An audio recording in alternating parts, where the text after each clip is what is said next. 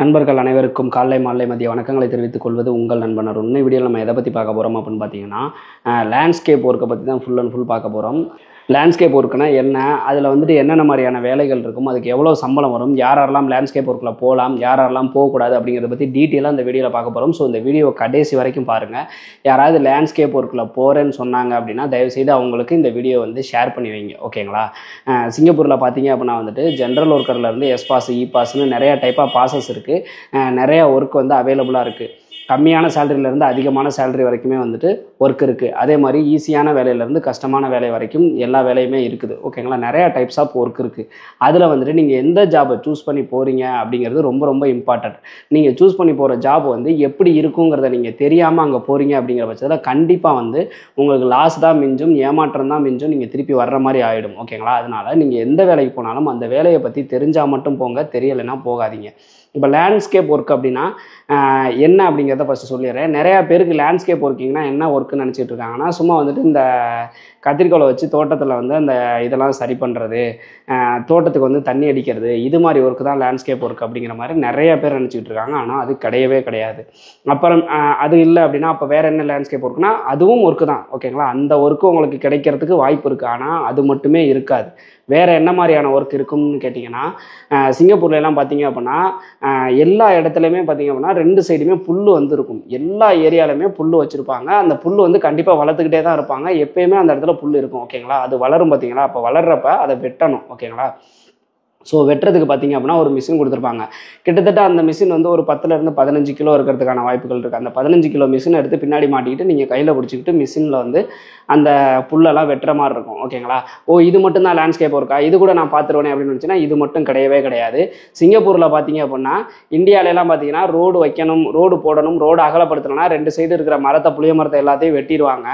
அசோகர் மரம் நட்டார்னு சொல்லுவாங்க. நம்ம இந்த ஆட்சியிலலாம் பார்த்தீங்கன்னா ரெண்டு சைட்லேயும் மரத்தை வெட்டிக்கிட்டு இருக்காங்க. வெட்டிட்டு அப்படியே போயிடுவாங்க. ஆனால் சிங்கப்பூரில் அப்படி கிடையாது. இப்போ ரோடை எக்ஸ்டெண்ட் பண்ணுறாங்க அப்படின்னா ரோடை எக்ஸ்டெண்ட் பண்ணதுக்கு அப்புறமேட்டு எந்த கம்பெனி அந்த மரத்தை வெட்டினாங்களோ அவங்களே அந்த இடத்துல மரத்தை வச்சு வளர்த்து கொடுத்துட்டு தான் வந்து அவங்க கான்ட்ராக்ட் போகும். அதுக்கும் சேர்த்து தான் வந்து அந்த கான்ட்ராக்டில் அமௌண்ட் வந்து கோட் பண்ணுவாங்க. அப்படி இருக்கிறப்ப எங்கேயுமே சிங்கப்பூரில் எல்லா இடங்கள்லையுமே மரம் இருக்கும். அதனால தான் மழையும் நல்லா பெய்யுது, ஓகேங்களா? ஸோ அந்த மாதிரி மரங்கள் எல்லா இடத்துலையுமே இருக்கிறப்ப அதோட கிளைகள் வந்து அத்துமீறி போகிறப்ப அந்த மரத்தில் இருக்க கிளைகள் காஞ்சு போயிடுச்சு அப்படின்னா அது எல்லாத்தையுமே மரத்தில் வெட்டணும். அது எப்படி வெட்டுவாங்க அப்படின்னா, ரோடு இருக்கும், ரோட்டில் ரெண்டு சைடு மரம் இருக்குன்னா ரோடை பிளாக் பண்ணிடுவாங்க. ரோடை பிளாக் பண்ணிவிட்டு பெரிய வண்டி இருக்கும். அந்த வண்டியில் வந்து இந்த இது இருக்குது பார்த்தீங்களா, அது லிஃப்ட் மாதிரி இருக்கும் பார்த்தீங்களா, அதில் வந்து மேலே போயிட்டு மிஷினை வச்சு மரத்தை வெட்டுவாங்க. மரத்தை வெட்டுறதா வேலையான்னு கேட்டால் கிடையவே கிடையாது. மரத்தை வெட்டுறதுக்கு எக்ஸ்பீரியன்ஸ்டான பர்சன் மரத்தை வெட்டுறதுக்காக இருப்பாங்க, ஓகேங்களா? ஸோ அந்த மரம் வந்து கீழே விழுகுது பார்த்தீங்களா, அது எல்லாத்தையுமே வந்து எடுத்து போடுற வேலை இருக்கும். அந்த அந்த கிளைகள்லாம் வெட்டி அதை வந்து அப்புறப்படுத்துகிற வேலைகள் இருக்கும். ஸோ இது எல்லாமே இருக்கும். இது எல்லாமே சேர்ந்தது தான் லேண்ட்ஸ்கேப் ஒர்க், ஓகேங்களா? அதாவது நீங்கள் வந்து உங்களை கொண்டு போய் இப்போ ஒரு கம்பெனி இருக்காங்க அப்படின்னா அவங்க நிறையா கான்ட்ராக்ட் எடுப்பாங்க, ஒரு கான்ட்ராக்ட் மட்டுமே எடுக்க மாட்டாங்க. இப்போ நீங்கள் போகிறீங்க அப்படிங்கிற பட்சத்தில் உங்களுக்கு வந்து ஒரு தோட்ட பராமரிப்பில் வேலை கொடுத்துட்டாங்க அப்படின்னா லேண்ட்ஸ்கேப்பில் நீங்கள் அதிலே இருந்துடலாம். கொஞ்ச நாளைக்கு அதில் இருக்கலாம். சப்போஸ் அந்த தோட்டத்தில் வேலை இல்லை அந்த கான்ட்ராக்ட் க்ளோஸ் ஆயிடுச்சுன்னா உங்களை கொண்டு போய் வந்துட்டு புல் வெட்டுற வேலைக்கு விடலாம். இல்லை நீங்கள் போனோடனே உங்களுக்கு ஃபஸ்ட்டு எடுத்தோடனே புல் வெட்டுற வேலை இருக்கலாம். புல் வெட்டுற வேலை இல்லை அப்படின்னா இந்த மாதிரி மரம் வெட்டுற வேலை இருக்கலாம். ஸோ லேண்ட்ஸ்கேப் ஒர்க்கில் இது எல்லா ஒர்க்குமே கலந்தது தான் லேண்ட்ஸ்கேப் ஒர்க்கு.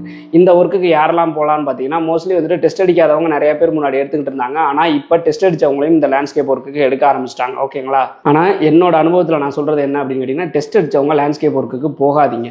இல்லை இந்த வேலை எனக்கு ரொம்ப பிடிச்சிருக்கு, இந்த வேலையில் எனக்கு முன் அனுபவம் இருக்குது அப்படிங்கிற பட்சத்தில் வேணால் விரும்பி போங்க. அதர்வைஸ் வந்துட்டு லேண்ட்ஸ்கேப் ஒர்க்குக்கு போனீங்க அப்படின்னா வேலை ரொம்ப ரொம்ப கஷ்டமாக இருக்கும். கண்டிப்பாக பார்க்குறதுக்கு ரொம்ப கஷ்டமாக இருக்கும். உங்களால் கண்டினியூஸாக பார்க்க முடியுமான்னு கேட்டிங்கன்னா அதுவும் கொஸ்டின் மார்க் தான், ஓகேங்களா? ஸோ லேண்ட்ஸ்கேப் ஒர்க்குக்கு போகணும்னு நினைக்கிறவங்க முன் அனுபவம் இருந்தாலோ ஹார்ட் ஒர்க் பண்ணியிருந்தாலோ போங்க. டெஸ்ட் அடித்தவங்க முடிஞ்ச வரைக்கும் லேண்ட்ஸ்கேப்பை தவிர்த்துருங்க. அப்போ எந்த வேலைக்கு போகலாம் அப்படின்னா கன்ஸ்ட்ரக்ஷனில் போகலாம். ஏன்னா இப்போ நீங்கள் லேண்ட்ஸ்கேப்பில் போகிறீங்கன்னு வச்சுங்களேன், பெரிய லெவலில் எதுவுமே வந்து உங்களால் லேண்ட்ஸ்கேப்பில் கற்றுக்க முடியாது. அது ஒரு விஷயம் இருக்குது. ஸோ உங்களுக்கு வந்து லேண்ட்ஸ்கேப் ஒர்க்குனா எல்லா வேலையுமே இருக்கும், ரொம்ப கஷ்டமான வேலையும் இருக்கும். சம்பளம் பார்த்தீங்க அப்படின்னா வந்துட்டு பேசிக் சம்பளம் டெய்லி பேசிக்கில் தான் வரும். டெய்லி பேசிக் பார்த்தீங்க அப்படின்னா $18 to $20 வரும். ஓவர் டைம் இருக்கிறதுக்கான வாய்ப்புகள் ரொம்ப அதிகமாக இருக்குது. மினிமம் பார்த்தீங்க அப்படின்னா ஓவர் டைம் 2 hour கிட்ட கிடைக்கும். அப்போ மாதம் எவ்வளோ எடுக்கலாம் அப்படின்னு கேட்டிங்கன்னா நீங்கள் கனெக்ட் பண்ணிக்கோங்க. ஒரு சில கம்பெனிகள் சாட்டர்டே மதியத்துக்கு மேலே சண்டே வந்து டபுள் பே தரலாம். ஒரு சில கம்பெனிகள் அந்த மாதிரி டபுள் பே கொடுக்காம சிங்கிள் பே கொடுக்கலாம். அது வந்து கம்பெனியை பொறுத்து மாறுபடும். ஸோ டெஸ்ட் அடித்து போகிறவங்களும் சரி, டெஸ்ட் அடிக்காமல் இருக்கவங்களும் சரி, டெய்லி பேசிக் இந்த மாதிரி தான் சம்பளம் வாங்குவாங்க. டெஸ்ட் அடித்து போகிறவங்களுக்கு என்ன அப்படின்னா ரூம் ரெண்டு கட் பண்ண மாட்டாங்க. டெஸ்ட் அடிக்காமல் நீங்கள் அதுக்கு போனீங்க அப்படின்னா ரூம் ரெண்டு அந்த மாதிரி கட் பண்ணுறதுக்கான வாய்ப்புகள் இருக்குது. ஓகேங்களா? ஸோ இதுதான் லேண்ட்ஸ்கேப் ஒர்க்கை பற்றின தகவல்கள். இது தெரியாமல் போய் சில பேர் வந்து ஒர்க் வந்து அவங்க நினச்சி போகிறது இந்த மாதிரி இந்த புல் வெட்டுற வேலையாக தான் இருக்கும், இல்லை இந்த மாதிரி கார்டன் மெயின்டைன் பண்ணுற வேலையாக தான் இருக்கும் அப்படிங்கிற மாதிரி சில பேர் போயிடுறாங்க, போய் மாட்டிக்கிறாங்க, நம்மள்ட்ட புலம்புறாங்க.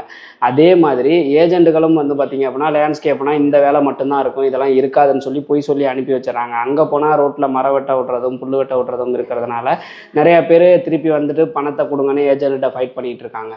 ஸோ இந்த மாதிரிலாம் நடக்கக்கூடாது அப்படின்னா நம்ம சேனலை வந்து ப்ராப்பராக ஃபாலோ பண்ணவங்களுக்கு அந்த மாதிரி நடக்காது. இப்போ நிறைய பேருக்கு லேண்ட்ஸ்கேப் ஒர்க்குனா என்னங்கிறத புதுசாக தெரிஞ்சுக்கிட்டீங்க அப்படின்னா கமெண்ட் செக்ஷனில் சொல்லுங்கள். யாராவது லேண்ட்ஸ்கேப் ஒர்க்குக்கு போகிறாங்கனாலும் இந்த வீடியோ உங்களுக்கு ஷேர் பண்ணுங்கள். லேண்ட்ஸ்கேப் ஒர்க்கு இவ்வளோ கஷ்டமாக இருக்கும், ஓகேனா இல்லைனா போகாத அப்படிங்கிறத சொல்லுங்கள். முடிஞ்ச வரைக்கும் லேண்ட்ஸ்கேப் ஒர்க்கை டெஸ்ட் அடித்தவங்க தவிர்த்துருங்க. ஓகேங்களா? ஸோ இந்த மாதிரியான இன்ஃபர்மேஷன் நீங்கள் தெரிஞ்சுக்கணும். மறக்காம நம்ம சேனலை சப்ஸ்கிரைப் பண்ணி வச்சுக்கோங்க.